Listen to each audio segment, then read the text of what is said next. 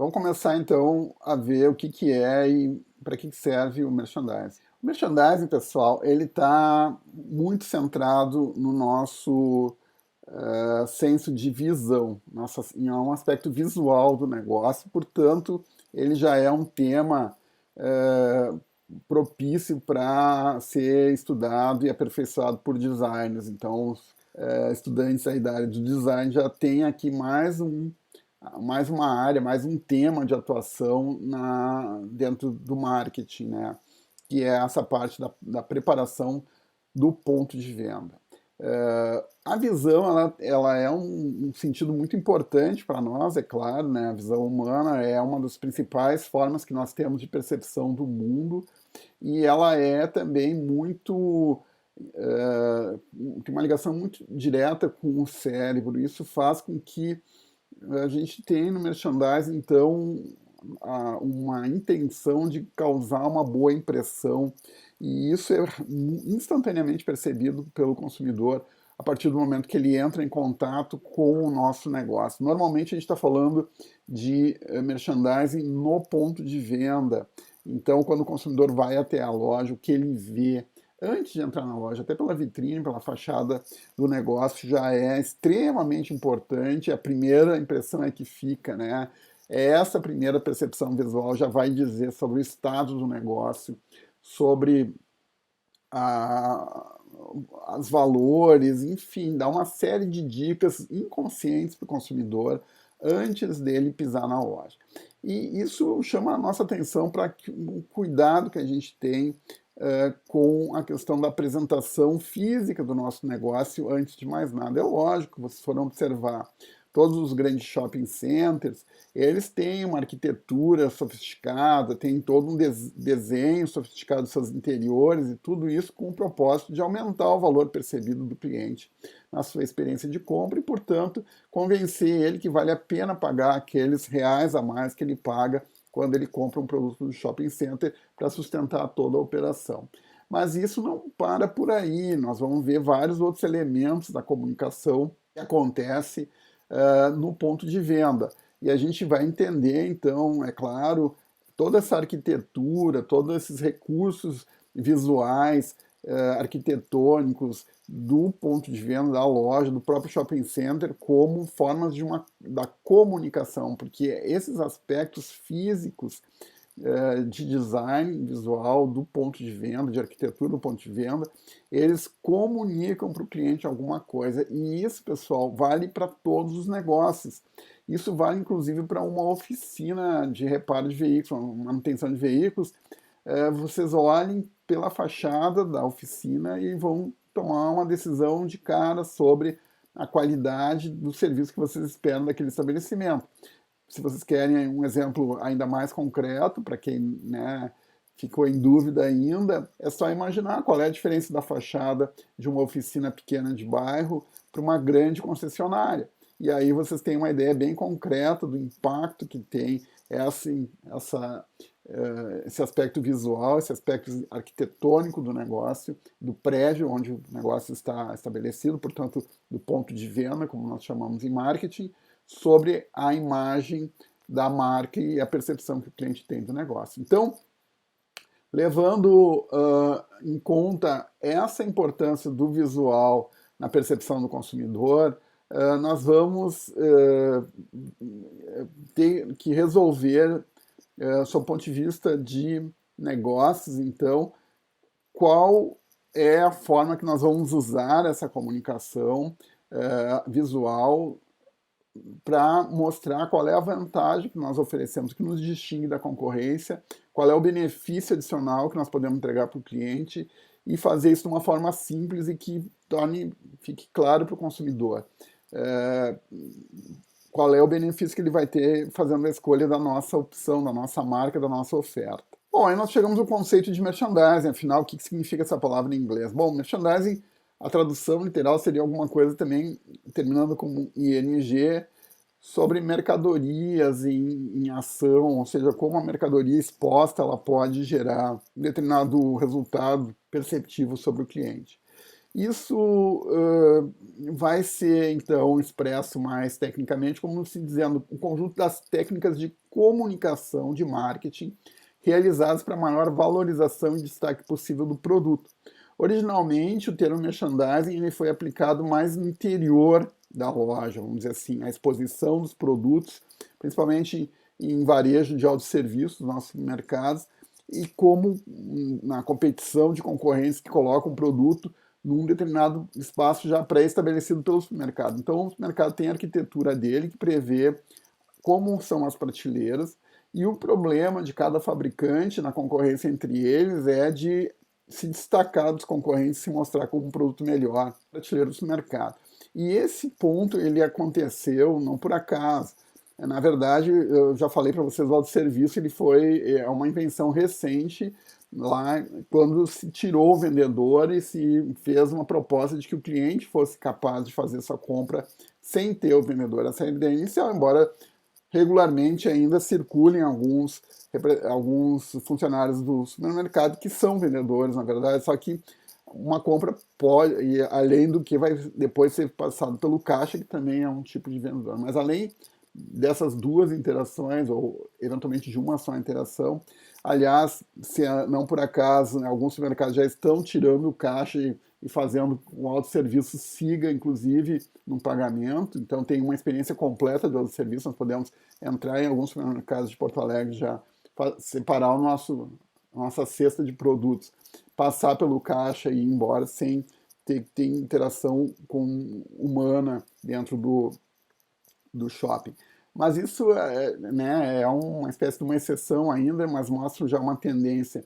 E só aponta com mais clareza ainda qual é a proposta do autosserviço, que é essa mesmo da gente não ter que interagir com vendedores e, portanto, o negócio ficar mais eficiente à medida que economiza os custos dos vendedores. Bem, nesse contexto é que foi criado a ideia de merchandising, a comunicação no ponto de venda, para substituir aquela comunicação que o vendedor faz nos varejos onde ele está presente.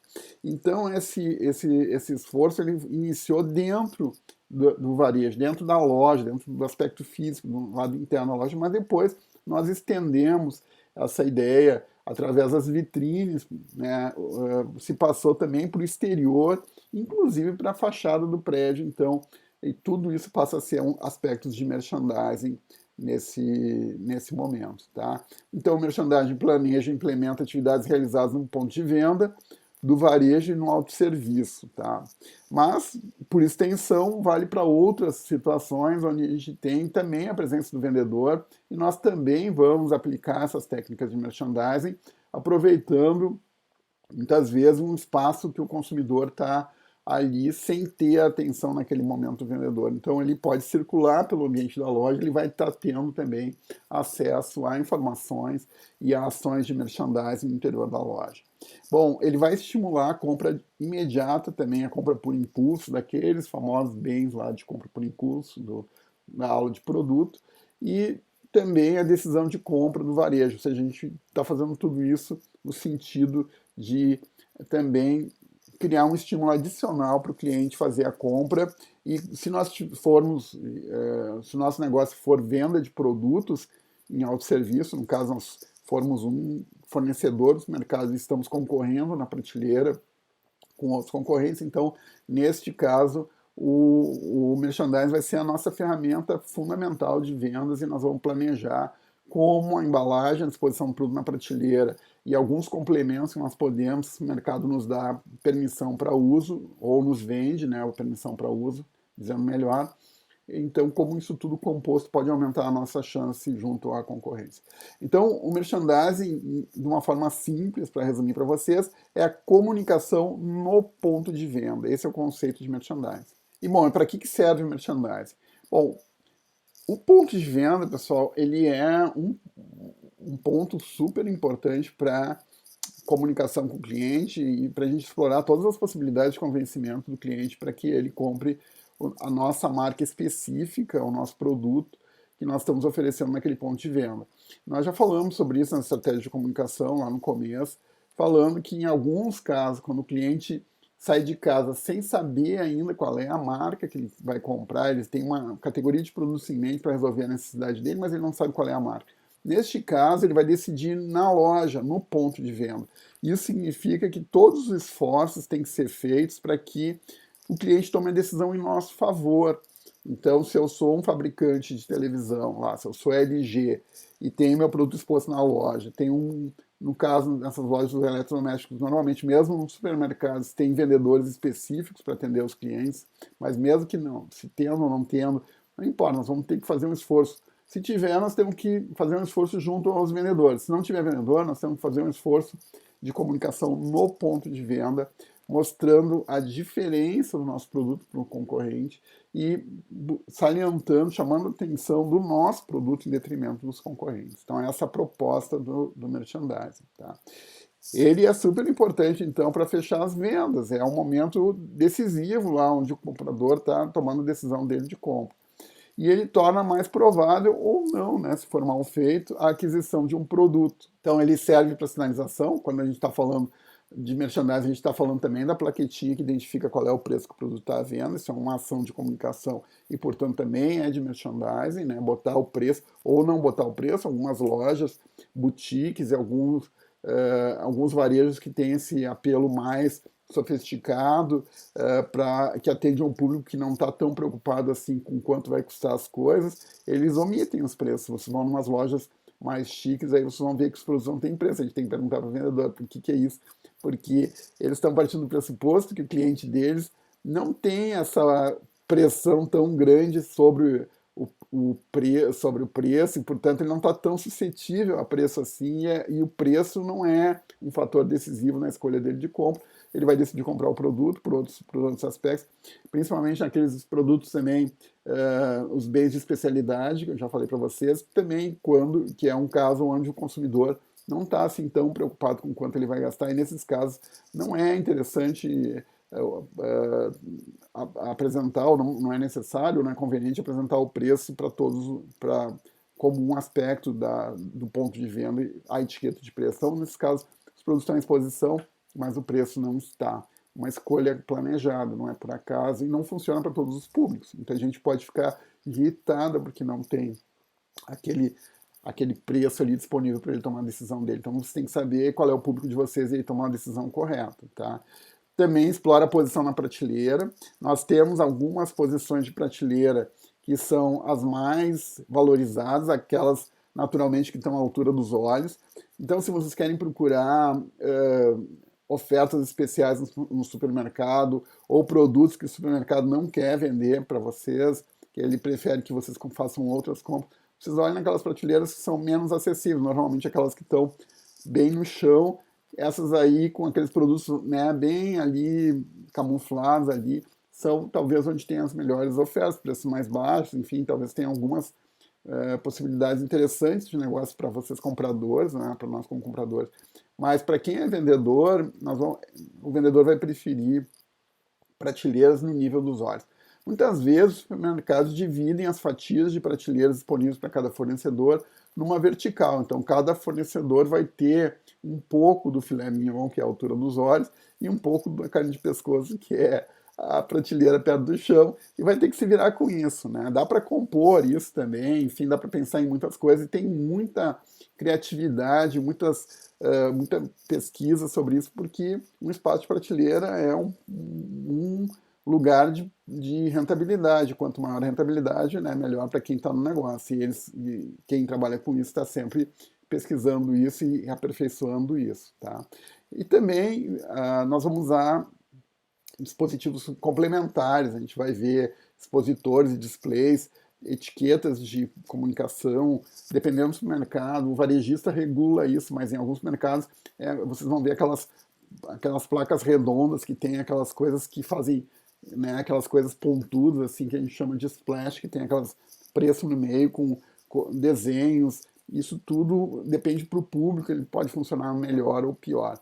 Os supermercados, normalmente para um público com poder aquisitivo mais alto, não permitem isso, entendem isso como sendo um ruído na comunicação de merchandising do supermercado para o seu cliente. Então, o supermercado promete para o cliente um ambiente mais ameno em relação a estímulos, e fica uma coisa mais tranquila de providenciar. A compra, aparentemente, fica mais tranquila. dentro dessas condições, dessas funções, então o merchandising assume alguns objetivos concretos para a ação. Ele tem como objetivo fundamental, então, influenciar a decisão de compra e gerar interação do shopper, né, da marca, do varejo, com os produtos através de ações promocionais, de material do ponto de venda, como a gente chama, material para apresentação na loja, displays, né, demonstradores também, as demonstradoras degustadoras, tudo isso faz parte da função de merchandising, da ferramenta de merchandising, nós temos que planejar isso de uma forma integrada. E um aspecto importante que eu quero que vocês prestem atenção para não cometer erros é o seguinte: merchandising e promoção de vendas não é a mesma coisa, não confundam uma coisa com a outra. Pode parecer parecido, mas promoção de vendas eu defini anteriormente como sendo aquele esforço concentrado, não é um esforço perene. Vocês até podem ter uma promoção de vendas dentro da loja e vai ser um aspecto de merchandising, mas ele não vai ser merchandising. Por quê? Porque a promoção de vendas ela é temporária, e sendo temporária, ela termina em algum momento. Ao passo que a preocupação com o merchandising ela é perene, a organização da loja, a comunicação no ponto de venda, ela é um esforço constante. Claro que nós podemos renovar as peças e vamos querer fazer isso de tempos em tempos, mas dentro de uma determinada consistência ao longo do tempo, para não criar conflitos do consumidor. A gente não pode ficar mexendo assim no ponto de venda.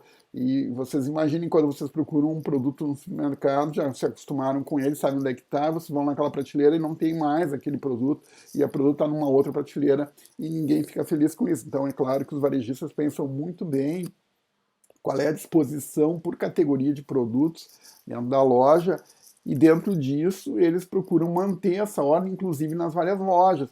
Então, uma cadeia de supermercados, vocês vão encontrar a cerveja, a carne, os materiais de limpeza, mais ou menos organizados dentro da loja conforme um padrão da rede. E vocês vão saber o que tem quando a gente entra no supermercado, quais são os produtos que a gente tem. Normalmente, em algumas lojas são os enlatados, as conservas, né? Existem estudos e experimentos para fazer essa decisão, para saber o que o consumidor está mais propenso, né? E sempre lembrando ainda que nós não precisamos e não queremos oferecer todos os produtos que o consumidor precisa no início da loja, logo no primeiro acesso, porque nós queremos exatamente criar um estímulo para o consumidor percorrer os corredores da nossa loja e buscar. Então, se tem algum padrão nisso, não é por acaso, é que a padaria e o açougue do supermercado normalmente estão no fundo do supermercado, ou seja, para o cliente chegar lá, ele já passou pelo menos por